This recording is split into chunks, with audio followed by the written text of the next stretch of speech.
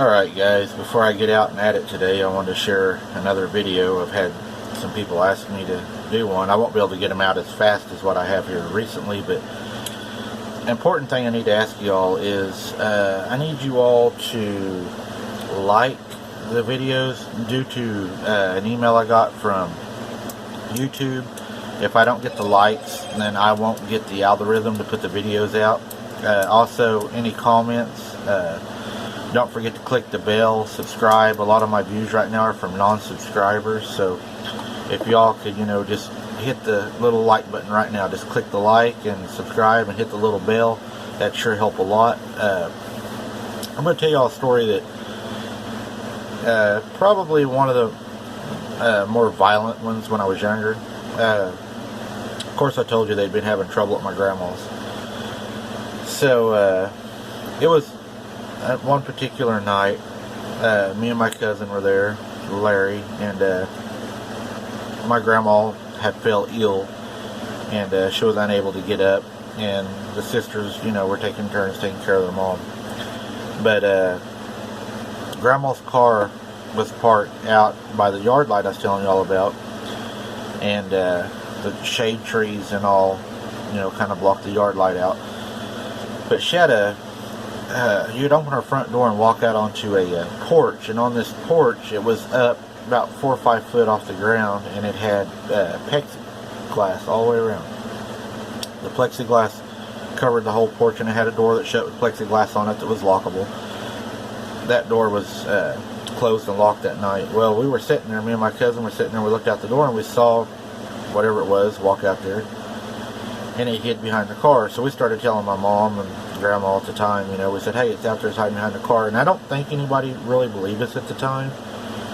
So, they kind of look, and then they would walk off, and we'd tell them, hey, it's out there, and they would look, and they would walk off.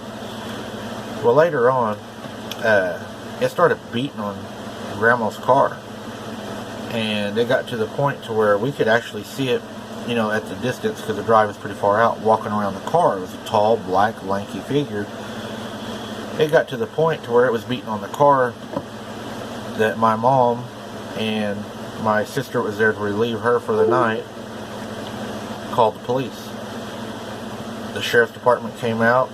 They couldn't find anything. The deputy, I remember him telling us, stay inside, don't go outside in the dark, because this is a remote place. And they've been called out a few other times, so he was, he was aware of what was going on, and he had witnessed some of the whistling.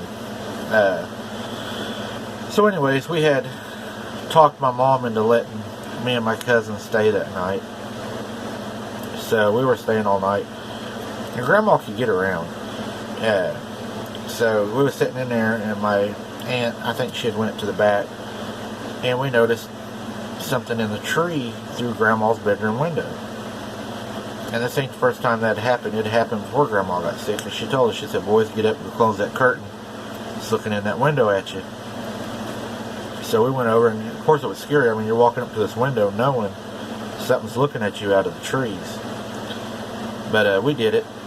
And anyhow, after we done it and everything, it pretty much calmed down. Well, the next night arrived. Grandma was feeling better. She was up and around and everything. So me and my cousin decided to stay the night with her. Was going to protect grandma. And I had my 30-30 at the time. And my cousin, I think he brought his 22. His mom had bought him one of those new 22 Vipers, I think is what it was called. It's black with the clip. Anyways, we were going to stay and protect grandma. I had a Rottweiler. His name was Zeus. He was a good dog. He was a big dog. He was probably every bit of 120 pounds. He had a huge head.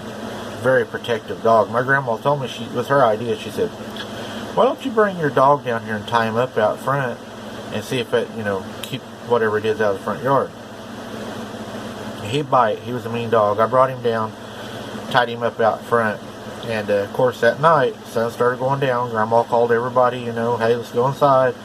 We locked the doors just like normal. Had dinner and everything, sitting in there. It was late. It's probably 12, 1 o'clock in the morning. It started at the back of the house, beating on the back door, trying to wiggle the doorknob. scratching on the house. You could hear it like breathing deep. It would try to do like some really deep breaths. And it was just, you know, really just trying to get our attention. My dog was having a fit. So me and my cousin, we went out front. I took my 30-30, he had the 22, and I just let my dog off. And when I let the dog off, he ran straight to the back where it was black. I mean, in a hard run. We could hear him fighting something. We knew he was definitely fighting something. Grandma yelled for us to get in the house. I was going to listen to Grandma, so we ran in the house. She called my uncle. My uncle, he had served in Vietnam. He came down, and by the time he got there, my dog had already let go of or had fought whatever it was. We don't know what it was. But my dog was out front, and he was still growling, wanting to go back to the pasture. And my uncle grabbed him and chained him back up. Next morning when we got up, we noticed that my dog had been injured. It had a like a blunt, looked like hole just below his anus, and it was deep.